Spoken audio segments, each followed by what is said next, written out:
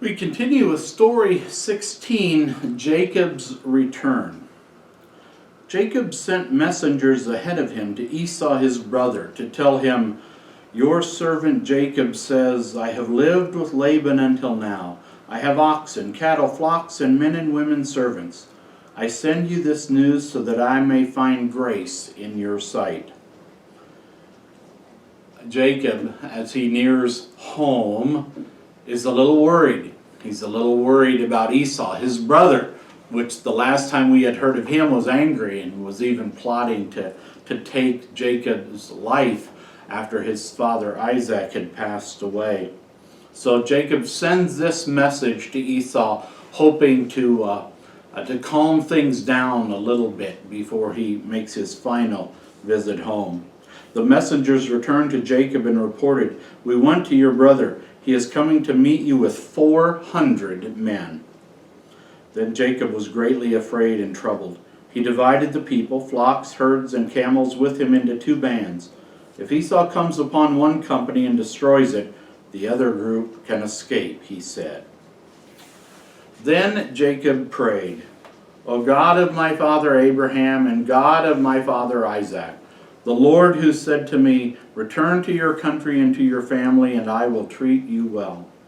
I am not worthy of even the smallest of all your mercies that you have shown to your servant. Now I have had to divide my possessions into two bands. Deliver me, I pray, from the hand of my brother Esau, for I am afraid he will come and destroy me, the mothers and their children. You have promised that you would be kind to me and would make my descendants as many as the sand of the sea." That night, Jacob prepared presents for Esau, including goats, ewes, rams, camels with their colts, cows, bulls, and donkeys. Then he took the animals in groups with a space between them toward a place where they would meet Esau. When each group met Esau, Jacob instructed them to say, "These are your servant Jacob's and are sent as a present for you." He gave the same instruction to each group, hoping to find out how Esau felt about him. That night Jacob had his 2 wives, the 2 women servants, his 11 sons, and all his remaining property cross the brook Jabbok at a ford. Jacob was left alone. All that night he wrestled a man until the morning. When the man saw that he could not defeat Jacob, he struck the inside of his leg, putting his hip out of joint. He said, "Let me go. Morning is here."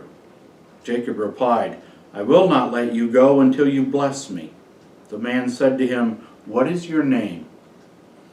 "Jacob," replied Jacob. Then he said, "Your name shall not be Jacob any more. It will be Israel, because you have struggled with God and with men and have prevailed." God blessed him there. Jacob called the name of the place Peniel, because he said, "I have seen God face to face, and my life is preserved." As he left Peniel, the sun came up, and he walked with a limp. So Jacob had prayed, and that night he then somehow wrestles with this man, this character that we later discover is probably not just some mere man, but is in fact God himself. And as Jacob tussled with him, we could well imagine God could have taken him at any moment. But Jacob kept struggling, kept wrestling, and finally God said enough is enough, and he stops the tussle by putting Jacob's hip out of joint. But Jacob still won't give up, and he cries out for a blessing. And then this man, or God, changes his name from Jacob to Israel. Israel literally means one who wrestles with God. And so the patriarchs, Abraham, Isaac, and Jacob, now become, if you will, Abraham, Isaac, and Israel. And when we talk about the descendants of Jacob, or the descendants of Israel, or as they would have described them, the children of Israel, truly we begin to see the nucleus of God's Old Testament people, his covenant people, taking shape in Jacob, now Israel, and hit all of his 12 sons. Jacob looked up and saw Esau coming with 400 men. So Jacob divided his group. Jacob went ahead and bowed to the ground 7 times as he approached his brother. Esau ran to meet him, embraced him, and kissed him, and they wept. Esau looked up and saw the women and children and said, "Who are these people with you?" "They are the children whom God has so graciously given me," Jacob said. Then the servants and their children came near and bowed. Leah and her children did the same. Last came Joseph and Rachel, who also bowed. Esau asked, "What are all these groups of animals for?" And Jacob said, "These are gifts for you, so that I might find favor in your eyes." Esau said, "I have enough, my brother. Keep what you have for yourself." When Jacob urged him to take the gifts, because God had been so gracious to him, Esau accepted the gifts. Then Esau returned to Seir. Jacob traveled to Shalem, a city of Shechem in the land of Canaan, where he bought a field, pitched his tent, and built an altar, and called it El Elohe Israel. God said to Jacob, "Go to Bethel, stay there, and build an altar to God, who appeared to you when you fled from Esau your brother." So Jacob took his family to Bethel and built an altar. God blessed Jacob and promised him the inheritance of the land that he had promised to Abraham and Isaac. Rachel died as she gave birth to Benjamin, and she was buried at Bethlehem. Jacob went to visit Isaac, his father, at Mamre of Hebron, the home of Abraham and Isaac. Isaac was now 180 years old. Isaac died, having lived a full life, and his sons Esau and Jacob buried him. So Jacob comes home, and though he feared conflict with his brother Esau, he actually was welcomed and greeted warmly by Esau. Esau wasn't even in a hurry to take the stuff that Jacob was prepared to offer as gift. It was evident that God had indeed blessed Jacob, and that he was keeping the promises he had made Jacob, and that it would be through Jacob, now Israel and his descendants, that God's plan would unfold in human history. And so Jacob is back in what will be the promised land, the land that God had promised Abraham and Isaac, and now Jacob, or Israel. And again, it's a reoccurring theme of God having a plan, and despite sinful men who would otherwise muck it up in all sorts of ways, God's plan remains. And he keeps his promises, and he reinforces those promises, and sometimes gives new promises. But God keeps his promises. He is faithful. He has a plan, and his plan is so much bigger than Jacob or anyone could ever have imagined. In story 17, our attention shifts a little bit to the next generation, to the sons of Jacob, now Israel, if you will. Joseph, who was now 17 years old, was feeding the flock with his brothers. Joseph brought reports of the evil they did to his father. Israel, also called Jacob, loved Joseph more than all his children, because he was born when Jacob was old. So he made him a richly ornamented coat, sometimes called a coat of many colors. When his brothers saw that their father loved him more than all his brothers, they hated him and could not speak kindly to him. Joseph, the son of Rachel, Jacob's favorite wife, had a special place in Jacob's heart. And he demonstrated this by giving Joseph this very special coat. It made his brothers very, very jealous of him. Joseph had a dream. When he told it to his brothers, they hated him even more. "Listen to this dream I had," he had told them. "We were binding sheaves in the field, and my sheaf arose and stood upright. Your sheaf stood around my sheaf and bowed down to it." His brothers said to him, "Are you going to rule over us? Do you really think you are going to have dominion over us?" They hated him even more for his dream and his words. Then he had another dream and told it to his brothers. He said, "Listen, I have had another dream. The sun and the moon and the 11 stars bowed down to me." He told it to his father and his brothers. His father scolded him and said to him, "What is this dream? Shall I and your mother and brothers actually bow down to you, to the earth?" His brothers were jealous of him, but his father remembered what he said. Soon afterwards, his brothers went to feed their father's flock in Shechem. Israel said to Joseph, "Go, see if everything is going well with them in the flocks. Bring back news of how they are doing." Now remember, it was said earlier that Joseph used to tell his father about all the evil that his older brothers were doing. And so he was a bit of a tattletale in their minds. And so when he comes to check up on them, we might well imagine how he was received. When Joseph's brothers saw him coming, they said, "Listen, this dreamer comes. Come on, let's kill him and throw him in some pit. We will say some evil beast has eaten him. Then we shall see what will become of his dreams."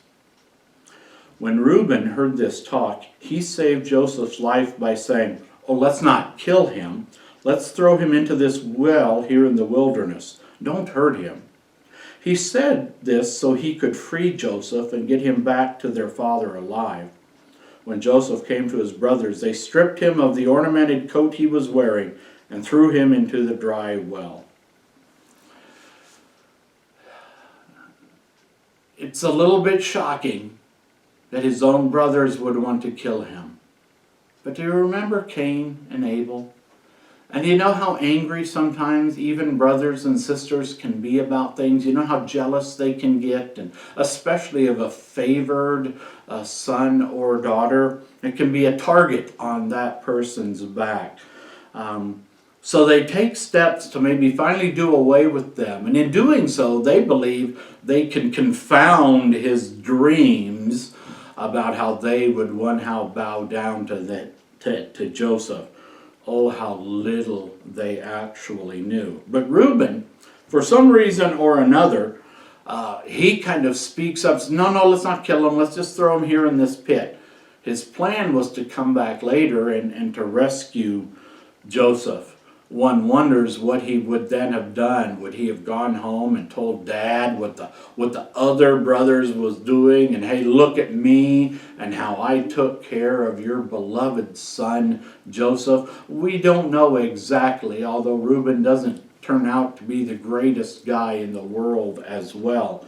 But Reuben was the agent that God used to make sure that Joseph wasn't killed. God had plans for Joseph, and having him killed at this point was not part of it. So God's hand is at work. He has a plan, and even though they may not have known it, they were playing right into God's hand. While they were eating, they saw a group of Ishmaelites coming from Gilead, their camels carrying spices, balm, and myrrh, traveling to Egypt. Judah said to his brothers, "What profit would we make if we killed our brother and tried to cover up a bloody murder? Come, let's sell him to the Ishmaelites and not lay our hands on him. After all, he is our own flesh and blood." The brothers were all satisfied with this idea. So as the Midianites merchants came by, they pulled Joseph out of the well and sold him to them for 20 shekels of silver. They took Joseph to Egypt. This is, in many ways, if we carefully consider Joseph and his full story, we may observe many similarities between him and Jesus, who was to come later. Jesus, whose brothers hated him and rejected him and sought to kill him. His fellow Jews sought to do away with him. Jesus was betrayed. Judas betrayed him for 30 pieces of silver. Here, Joseph is sold by his brothers for 20 shekels of silver. Joseph is then taken to Egypt. As a baby, Jesus is taken to Egypt to avoid evil King Herod, who wanted to kill him as an infant child. And Jesus will one day come out of Egypt and return home to grow up and then to begin his ministry. So it's always kind of a good idea to kind of just keep Jesus in the back of your mind as we hear the story of Joseph unfold, because there are a lot of similarities, and God will use Joseph to save many people. And of course, God uses Jesus to save many people. When Reuben returned to the well, Joseph was not in the well. He tore his clothes and went back to his brothers and said, "The child is not there. What do I do now?" The brothers took Joseph's coat, slaughtered a young goat, and dipped the coat in the blood. Then they took the ornamented coat to their father and said, "We found this. Look at it and see if it is your son's coat or not." Jacob recognized the coat right away and said, "It is my son's coat. An evil beast has devoured him. Without a doubt, Joseph has been torn in pieces." Jacob tore his clothes, put sackcloth around himself, and mourned his son many days. All his remaining sons and daughters tried to comfort him, but he refused to be comforted and said, "I will go to my grave mourning my son." They tried to comfort him, but apparently they didn't bother to tell him the truth. And I always find it kind of interesting that Jacob, who once deceived his father by putting on his brother's clothes and putting woolly skins on his hands to fool his father, that now Joseph's brothers are fooling and lying about him to fool their father, allowing his father to think he had been killed by beast. A great secret that Joseph's brothers will keep for a good long time from their father, but a secret that will one day be uncovered. And so, as the story ends, Joseph is on his way to Egypt, but his story is far from over.